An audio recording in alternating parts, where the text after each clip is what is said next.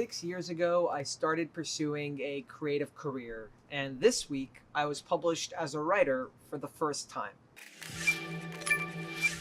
Hi, my name's Jeremy. I'm a writer, and I make YouTube videos about all things imaginary. This is a monthly comic magazine called Rolled and Told, published by Lionforge Comics. Every month it releases adventures, articles, and comics about playing fantasy tabletop role-playing games, and it's compatible with Dungeons & Dragons 5th edition. This is the April 2019 issue. If you're watching this video right when it was uploaded, then this is available now in comic book stores. It's issue number 8 of the Rolled and Told magazine, and I have an article inside it. My article, if you look inside, is called Sights and Settings. The adventure comes to you, and it's about a traveling fae fair, a fair, F-E-Y-R-E, that essentially can appear anywhere in your world and be dropped into your setting. I've always loved the idea of traveling carnivals and fairs. I like the levity that they can bring in to an adventure. I like the curiosity and mystery that you can add and bring to a game with them. And it brings me back to those good old Dark Moon Fair vibes from when I used to play World of Warcraft all the time. I was really excited to get to put together this article. It includes some descriptions about the world, some of the people and performers that you might meet, some of the shows and performances that you might be able to see there, as well as some really cool art made by Tara Kurtzhals. I'm going to put it up. I'm sorry, butchering names already. And there are even magic items that your players can either buy or be rewarded with if they go on adventures and help out some of the fair performers and entertainers. If you're interested in the book, you can go pick it up in shops or on Comixology. There's a ton of amazing stuff inside of here, including maps and other articles and adventures that you can run for your players beyond what I've written. The whole thing is how many pages? Let's see. It's somewhere like 50 to 60 pages long, with the extra pages in the back where you can take some notes of your own. And I highly recommend that you go and check it out. Now, like I said, this is my first published work in a sense.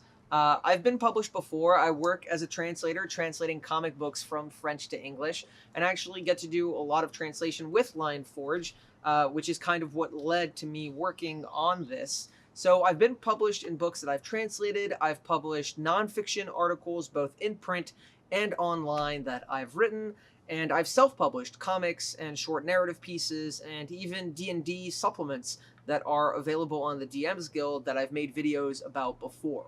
But this feels a little different. This is my first published piece of creative writing that's not self-published. It's for a different company, for a specific publisher that I was paid to do. Obviously, being published by another entity isn't the only measure of success. It's not the only one that I'm counting by either, but it is an important step, an important moment in my career, in any creative career, getting paid by a company to make something, to write something creatively. 6 years is a long time, but it is nice motivation to know that if you keep working, if you keep going, if you keep pushing, you can get interesting opportunities and get to do cool works and projects like this.